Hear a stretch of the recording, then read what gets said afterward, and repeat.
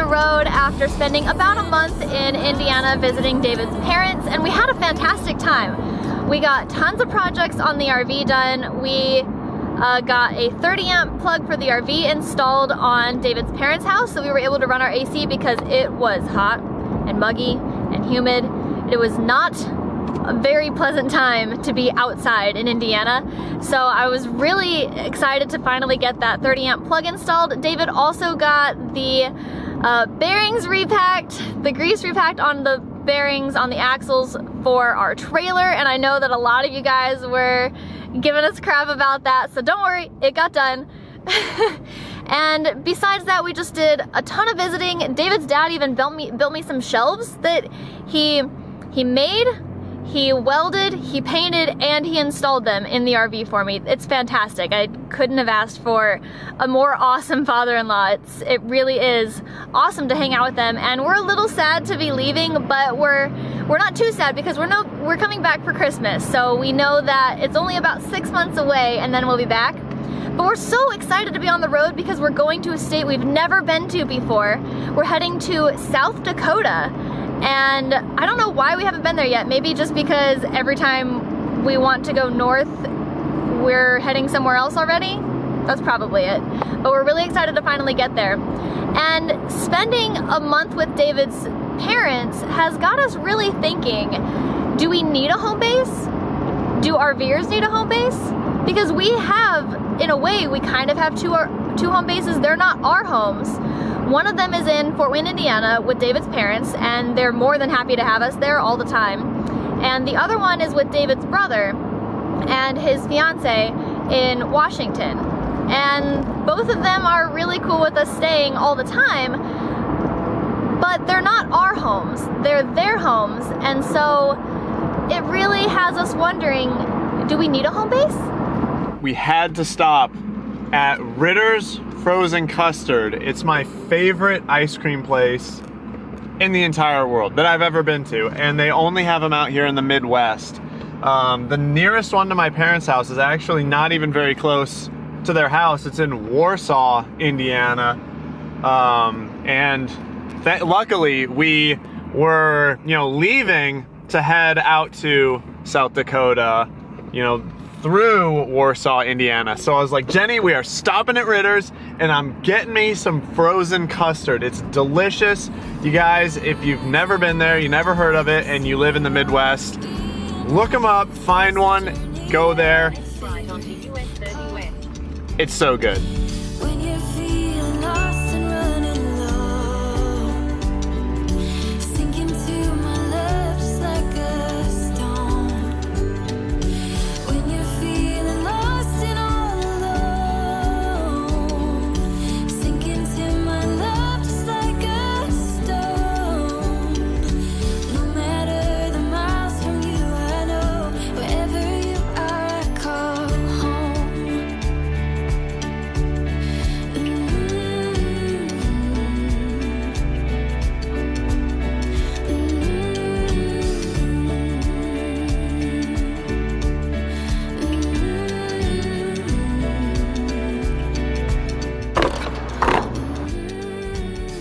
We are now in the state of Wisconsin, and I'm a little upset that we completely missed the Welcome to Wisconsin sign. I always like filming those when we enter each state, but we were live streaming at the time and I just completely missed it. But we are in Wisconsin, near Madison, Wisconsin now, I think.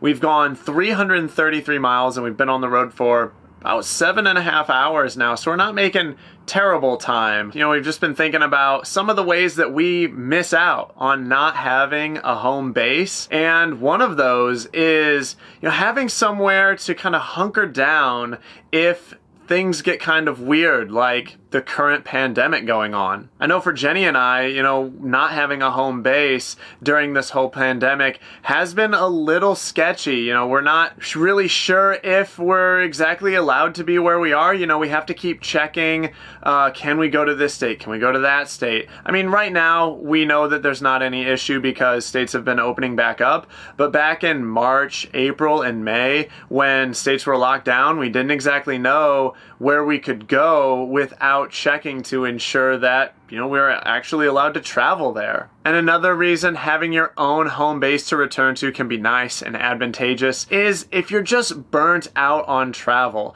Even us full-time RVers can sometimes get burnt out on traveling, and it would be really nice to just have somewhere to go back to that you can just hang out at and not have to worry about all of the daily stresses that go on with full-time RVing, like where am I going to go to next, finding that campsite, finding those RV parks that you can go to, planning your schedule, the places you're going to be visiting, the attractions you're going to be going to, making any sort of reservations that you may need to, and then paying for all of that. So if you can have a home base to go back to, sort of take a break from traveling and always be, go, and being in unfamiliar places, taking a break from what Jenny and I like to call decision fatigue, whereas you're constantly have to making small decisions that just kind of pile up and tax you mentally.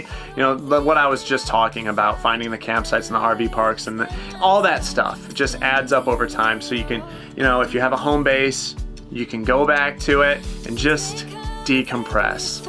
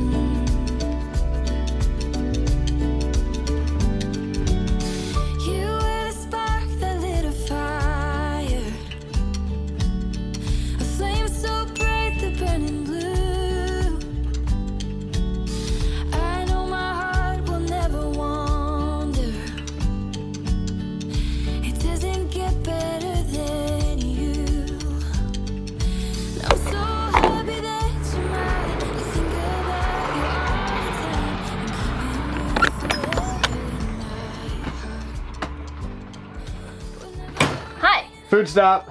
Food stop. Our third fuel stop, right? I think so. Yeah, we tell them about our lunch or our dinner decision. We were actually suggested on one of our live streams, the second one we did today, to make something or, pre-make something the day before so that you don't have to eat out as much. And David really doesn't want Burger King, and there's like nothing else around, so we decided that's a great idea, except I'm just making it now instead of yesterday. Well, it was funny because we were just gonna get Burger King again, and then someone on our live stream was like, hey, you guys have like a pantry and a fridge just full of food, so like why are you eating out? When you could just make your own food. And we were like, oh, yeah, duh, why, let's just do that. It's kind of inspiration. I mean, honestly, the reason really is laziness. Right? I mean, we just want to keep, we just kind of want to keep rolling and just grab some fast food. It's just kind of easy, convenient. It's faster, and all the food, like, we don't have any food that is like grab and go. Yeah, exactly. I have to make everything. Yeah, so I just started thinking, well, what can we make that's like quick, and that's it. Like, well, Jenny is making tuna sandwich. So it's super easy, super quick, super cheap. It's even cheaper than Burger King. So, and I order off the value menu. So. Yes, you do.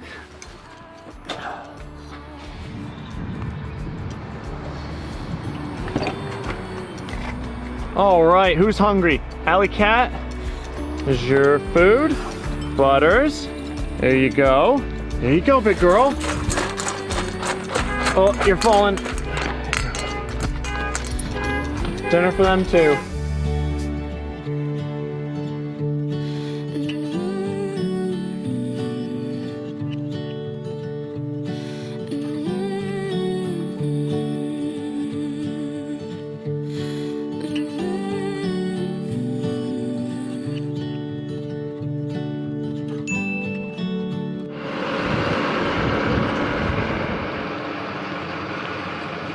we made it to our overnight destination here in Sioux Falls, South Dakota. We drove a total of 748 miles today, which even for us is a ton. You know, we really just wanted to get as many miles in today as we could so that when we can get to the Black Hills National Forest on the other side of South Dakota, on the west side, you know, with plenty of time left in the day to find a campsite, drive all throughout the national forest and find that perfect campsite for us. You know, we didn't want to be arriving there anytime close to night, you know, because we just want to have plenty of time to find a campsite. Arriving at night is the worst. And out of all of the places that you can overnight in, Cracker Barrels are the best. They're typically way quieter and they have designated RV parking, and you know, they're not 24/7 like Walmart's typically are, so the noise in the parking lot is there's usually just none unless it's by a busy highway or something. But you know, it's good that we were able to find a Cracker Barrel to overnight in also. I can think of a couple major downsides to owning property, especially while you're full-time RVing, and the one that has really held us back from purchasing our own plot of land and having our own home base where we can park the trailer on occasion is cost. Not only does it cost a good chunk of money to buy the land, but it also costs a lot of money for the house and running utility. Like if you buy a plot of land in the middle of nowhere and you want to build a house on it and possibly run utilities to it, that all costs a lot of money. And if we're only going to be going to a home base once or twice a year, then it's really not worth it. We're trying to save money by full-time RVing and having a home base that we have to pay property taxes on, and then just the cost of the property itself and everything to put on it is just a lot. And then another major downside to, you know, owning a plot of land that you would call a home base of your own is the upkeep. Every time you go back, there's probably something you're going to have to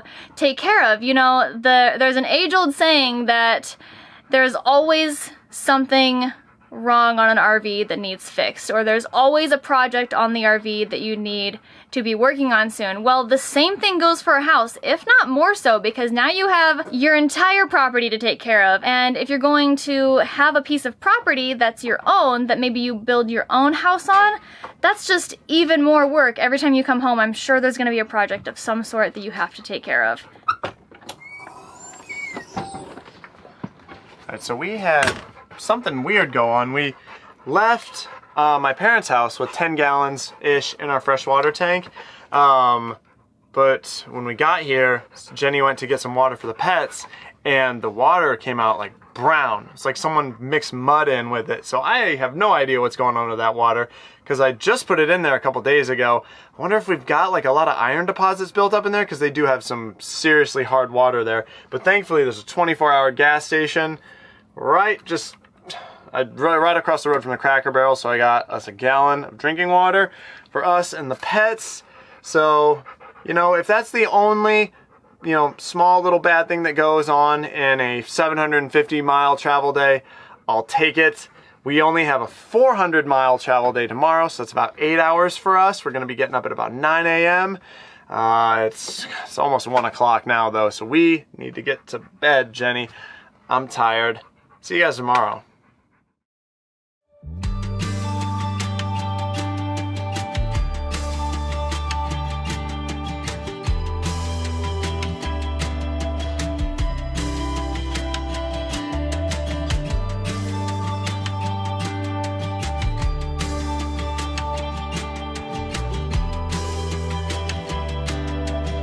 It's the next morning and we're up decently early.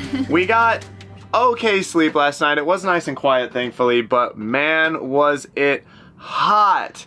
The low last night was only what, like 76? Yeah, something like that. So yeah, it was above 80 degrees all night in our trailer, mostly because we still decided to sleep with the windows closed because we just didn't want to get woken up as, you know, the city started to wake up and people started coming into the Cracker Barrel and stuff. And I'm glad we did, because I didn't get woken up by any sound. I slept through the night for the most part.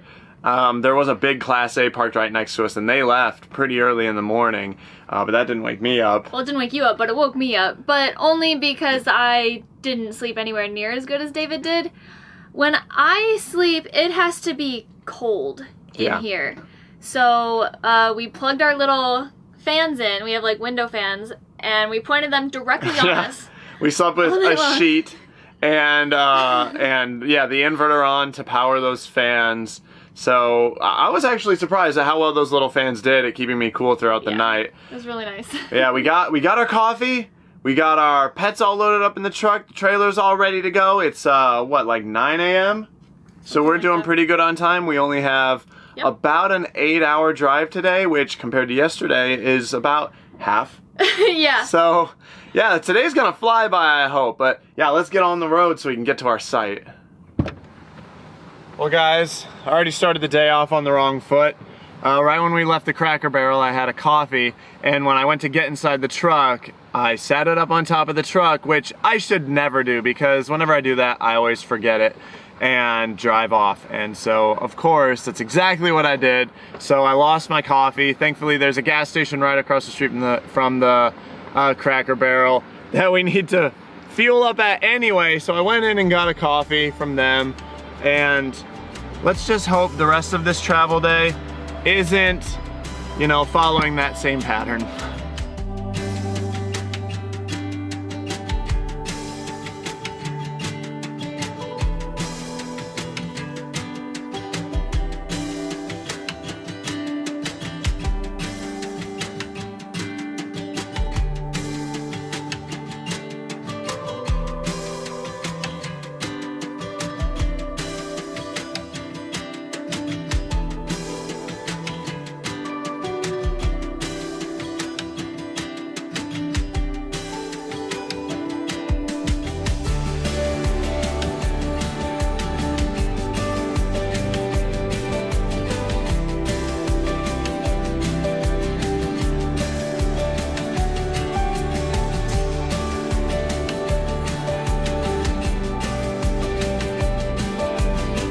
We started the day with me driving, but I didn't last very long. I don't know, did I even make it to 2 hours driving? Yeah, I think so. Yeah, I made it about 2 hours, and then Jenny just had to take over for me because I was just way too tired. Yeah, I mean, we're all tired. I mean, except you. You're like the only one that's awake. Butters, Alice, Sweetie, and me have all been passed out for the majority of today's trip. We've gone 273 miles since our stopover point. So that's today's miles traveled. Total, we've gone 1,021 miles on this trip, and we've got less than 150 miles left to go. So we're coming up on the end of this trip, thankfully. We've made one stop, filled up for $1.99 a gallon on diesel, which is really nice, especially since the diesel that we filled up at in Sioux Falls was $2.40 a gallon. So it's nice to be able to get a good break on fuel prices. But as full-time RVers, Jenny and I sometimes fantasize about having a home base in our favorite part of the country, because then you would get to stay there for as long as you like and, you know, really be able to explore that whole area and spend more time in it without having to feel rushed because, you know, there are only certain stay limits or you're paying for an RV site. And also, if you plan on revisiting that area year after year, if you make that your home base, then you know you've got a guaranteed spot, and if you developed the land a little bit, then you could have a nice level spot for your rig, as well as hookups if you wanted to make that investment. And for you fellow full-time RVers, if you're making plans to one day settle down, then you could always, you know, buy the land now, have that as your home base, and then sometime in the future, add on a house to that plot of land. Another advantage to having a home base is for you fellow snowbirds out there. If you need a place to, you know, hide from brutal winter weather, or even if you are used to being down south, then if you buy land up north, you can get away from the insane summer temperatures from like Arizona or Southern California. So you can kind of hide from those extreme temperatures at your home base. And that is what Jenny's grandparents do. Although they're not full-time RVers, they have a plot of land down in Yuma, Arizona that they go and hide from the winter at. And then once it starts to warm up and become too hot down in Arizona, they go back up to their house in near Boise, Idaho, to get away from the heat.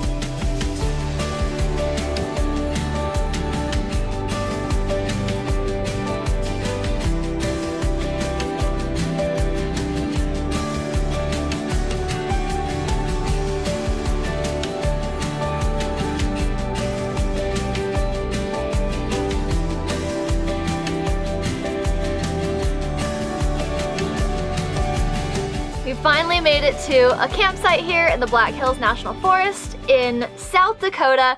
We are so excited to be here. We found this awesome campsite. It just literally is at the end of a road, and we just parked the rig. Yeah. It's fantastic, it's great, and it's beautiful, and it's quiet, and we didn't see anybody else camped nearby, so we're basically alone. It's great, and we're really excited because the drive in here was super scenic. There were so many cool shops to see along the way, which we won't be stopping in any of those, but they're cool nonetheless. There are tons of hikes to do around here, cool things to see. We're really excited to explore this national forest, but all of those adventures are going to be in a future video. And I was actually thinking of another downside to having a home base, and that would be that if you own a plot of land and you don't put a house on it, or even if you do have a house on it, and you leave that plot of land, something that you can really be worried about is someone breaking into your house, breaking into any vehicles you leave behind, breaking into a shed that might have expensive equipment in it, or, and this has happened before, I've heard this a lot, you have a property line and one of your neighbors' property line butts up to yours, and they decide they want another couple feet of their land, and they will just start taking over part of your land. And I know that there are laws in regards to that, where if someone does start taking care of land for a certain amount of time, they can actually acquire it. So that is something else that I would worry about. And then another downside to having a home base, I think, is that you would feel like you would need to return to it each year, even if you didn't necessarily want to, or if you had other travel plans that you might want to do, and it might actually hinder your exploration of the rest of the country, because you're always returning back to that home base and spending time there. You know, because maybe you want to ensure that the things that Jenny was talking about aren't happening, or you just have some maintenance to do, you know, things that require regular maintenance. So, you know, that might be a hindrance to your travels. And because of that and all the other downsides that we talked about, for us, we don't need a home base right now, and we don't want one. You know, the downsides really outweigh the upsides for us.